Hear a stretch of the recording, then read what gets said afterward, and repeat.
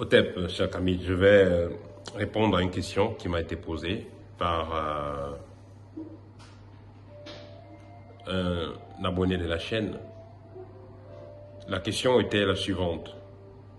Peut-on réussir son entreprise en Afrique? Peut-on réussir à faire briller, à faire décoller une entreprise en Afrique si on n'est pas dans les loges, plus précisément en Afrique centrale? C'était la question que un frère m'a posée, un abonné à la chaîne. J'ai déjà répondu à ce frère, mais j'ai trouvé nécessaire de pouvoir partager cet échange avec vous. Alors, vous savez pourquoi on se bat, vous savez pourquoi on a mis des chaînes ou des écoles.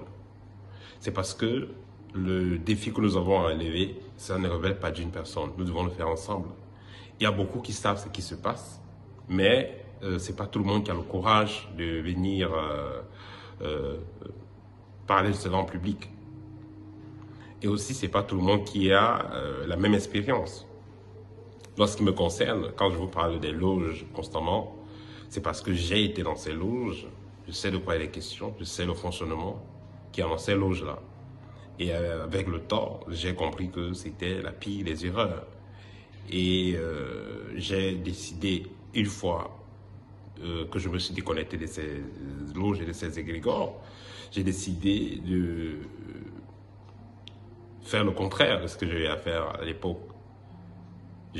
Parce qu'à l'époque, je faisais plutôt la promotion de ces loges-là, puisque je ne savais pas vraiment de quoi il était question. Et par la suite, je me suis rendu compte que c'était pas la bonne voie. Disons pour les générations à venir. Et c'est pourquoi je me suis engagé pieds et mains dans la voie kémite. Alors, pour revenir à la question, si il est possible de faire décoller une entreprise sérieusement en Afrique, surtout en Afrique centrale, ça va être dans les loges.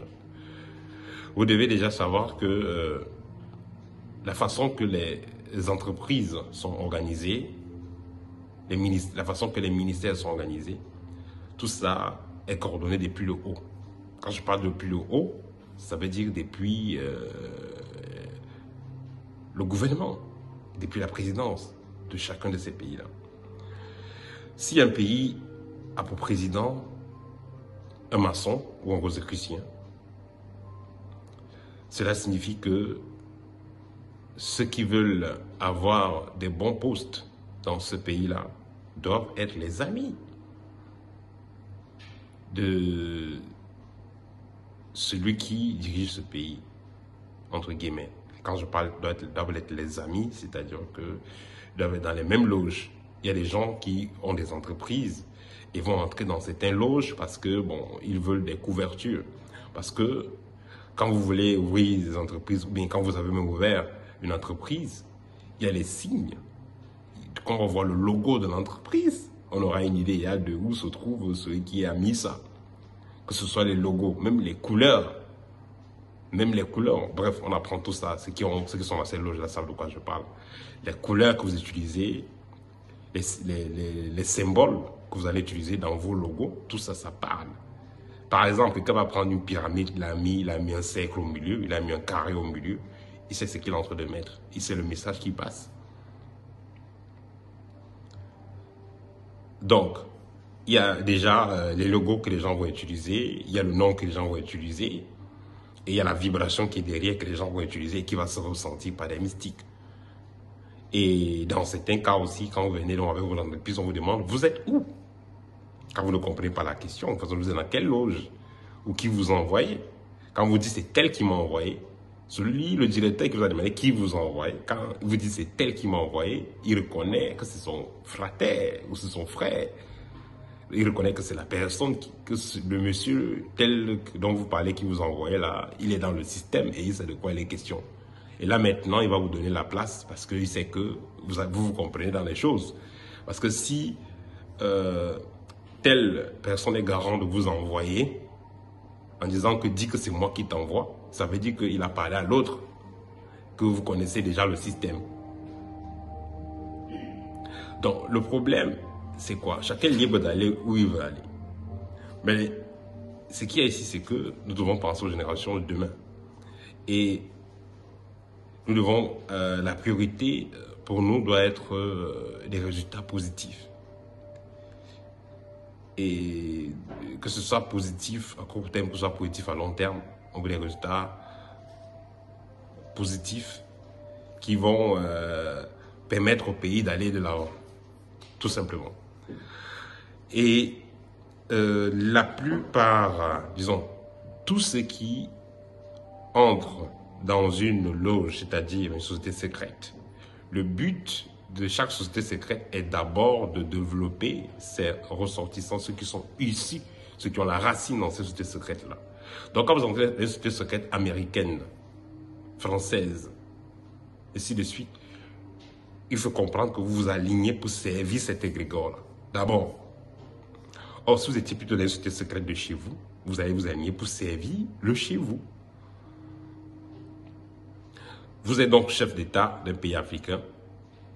Vous êtes, on vous intronise grand maître de l'ordre X ou de l'ordre Y. En tant que grand maître de cet ordre-là, vous avez certains avantages, entre guillemets. Vous pouvez manipuler tous ceux qui sont en bas de l'échelle, spirituellement. Vous pouvez les maîtriser spirituellement en tant que grand maître. Mais le problème qui se pose, c'est que dans ces gouvernements gouvernés par les loges, là, la plupart sont... on a beaucoup qui sont victimes, qui ont des maladies MST assez compliquées, disons VIH, tout ça. Il y en a plein.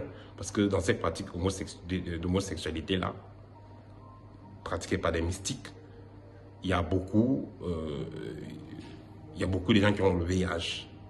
Et quand il y a un rapport entre hommes et femmes, il y a moins de chances de se contaminer quand il y a un rapport entre hommes et hommes. Donc nous avons ici la discussion des mœurs. Parce que les gens vont se retrouver en train de faire des rituels bizarres, parce qu'ils veulent adhérer à telle loge, on va les imposer de faire des choses, parfois on enregistre pour faire le chantage et tout ça. Donc, on ne peut pas vraiment aller loin avec ça. Parce qu'il y en a qui ont eu peut-être un proche, qui ont déjà suivi des histoires, des personnes qui se suicident. Il est allé dans telle loge, on l'a branché, ou il était dans tel ministère ou dans telle entreprise, parce qu'il voulait aller très loin, on l'a branché dans telle loge. Maintenant qu'il fait partie de la loge, il ne dort plus, parce que chaque fois, il devient maintenant la bordelle. C'était une histoire qui s'était passée au Gabon, un jeune Gabonais, qui était, il voulait être très très bien, une belle voiture, maison et tout ça, beaucoup d'argent. Il a eu ce qu'il voulait, mais il est entré dans des trucs compliqués. Maintenant, il est devenu la bordelle de certaines personnes du gouvernement de son pays. Parce que là, maintenant, il fallait qu'il pas couche avec tel, pas couche avec tel, pas couche avec tel, pour finir avec plus de vie. Et sa vie, c'était n'importe quoi. Pour finir, se suicider. Parce qu'il n'y a pas que le bien matériel. Les gens entrent dans ces loges parce qu'ils veulent le bien matériel. Et en ce qui concerne la puissance spirituelle qu'il y a dans ces choses-là, c'est beaucoup plus une puissance pour exploiter les énergies. Et celui qui va exploiter ces énergies-là, il ne profite même pas finalement, parce qu'il se fait encore exploiter lui-même. Sans oublier les risques de maladies qu'il y a dans la pratique. Donc, on ne peut pas avoir une Afrique forte avec ces loges-là qui passent le temps à gagner du terrain. On ne peut pas avoir une Afrique forte avec tout ça. C'est pourquoi, nous, la nouvelle génération de Kémites, nous pensons que nous n'avons pas besoin de ça pour pouvoir aller de l'avant. Parce que avec toutes les années que ça a déjà été expérimenté, appliqué et tout ça dans nos pays, on n'a pas vu les résultats positifs. Si vous faites une analyse, le pays où il y a le plus de gens qui sont dans des loges, Rose-Croix, franc-maçonnerie, tout ça, c'est beaucoup plus en Afrique centrale.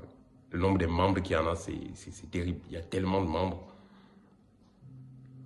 Et bizarrement, c'est la zone où les gens sont les plus en difficulté. sur tous les plans. Et c'est pourquoi, moi je vous dis toujours que j'apprécie bien la mentalité et la vision du président de la Russie. Parce que lui, il a dit qu'il ne veut pas les choses là dans son pays. Les trucs de mariage, homme, femme, tout ça, il a dit qu'il ne veut pas. Il veut que son peuple reste dans sa tradition. L'homme doit être avec sa femme et les enfants. Voilà. À cause de ça, bon, l'Occident aussi n'est pas très d'accord avec lui. Mais moi, je suis d'accord avec. Parce que quand vous voyez, ça ressemble à nos traditions.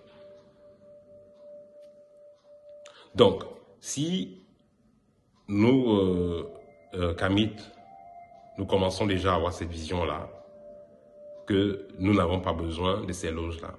Nous avons besoin de rester dans nos traditions, garder le mœurs. Ça fera en sorte que nous ayons de moins en moins de jeunes tentés à entrer dans ces choses-là. S'il y a moins de personnes qui entrent dans ces choses-là, qui sont intéressées par ces choses-là, avec le temps, les gens vont se désintéresser et on aura une meilleure qualité des personnes. Mais si les gens n'ont pas le courage d'en parler, ou si les gens n'en parlent pas, ça fera en sorte que les gens continuent toujours à tomber dans les pièges, entrer dans ces choses-là, et finalement ils se rendent compte qu'ils ont perdu le temps. Et parfois ils ont perdu sur leurs âmes. Parce que vous allez être dans une loge pendant 10 ans. Après, vous êtes déjà maître dans la loge. Après, vous allez faire certains sacrifices. Vous allez voir ces gens-là à un certain âge de la vie. Les femmes meurent toujours. Quelqu'un de la famille meurt bizarrement. Toutes ces choses-là. C'est un sacrifice qu'ils vont toujours faire. Vous avez fait des sacrifices. Vous avez sacrifié les gens qui vous aimaient. Vous êtes dans votre maison, une villa. Vous finissez vous retrouver seul. Pour finir, vous ne pouvez même pas dormir parce que vous avez des cauchemars. Vous avez du remords. Ça, c'est vivre l'enfer. Mais vous vivez, comme quelqu'un dit, mais vous vivez dans une cabane où il y a la paix, que vivre dans une villa qui est hantée. Voilà. Donc, si ceux qui nous dirigent ne font pas partie de ces loges-là, ils seront plus compétents. Parce que là, ils vont plus orienter leur énergie pour développer le peuple. Mais l'Occident le sait, c'est pourquoi ils imposent aux gens qu'ils envoient diriger l'Afrique, aux gens qui vont magouiller pour qu'ils soient à la tête de nos gouvernements. C'est pourquoi ils vont les imposer d'entrer dans ces loges-là. Parce qu'une fois que vous êtes entré là, on ne vous tient pas la gorge. Vous avez prêté serment devant leur divinité. On a dépêché un maître de telle loge là-bas pour venir faire le rituel pour qu'on vous introduise comme grand maître. Vous avez prêté serment devant leur divinité. Et devant vos divinités aussi. Parce que quand vous partez, vous engagez, vous signez là, vos ancêtres sont là, ils voient. Et une fois que c'est fait, vous allez être possédé. Parce qu'il y a une entité démoniaque qui va entrer dans vous pendant votre intronisation. Et vous serez capable de voir, même sur les gorges, les gens, même c'est quoi, vous vous en foutez.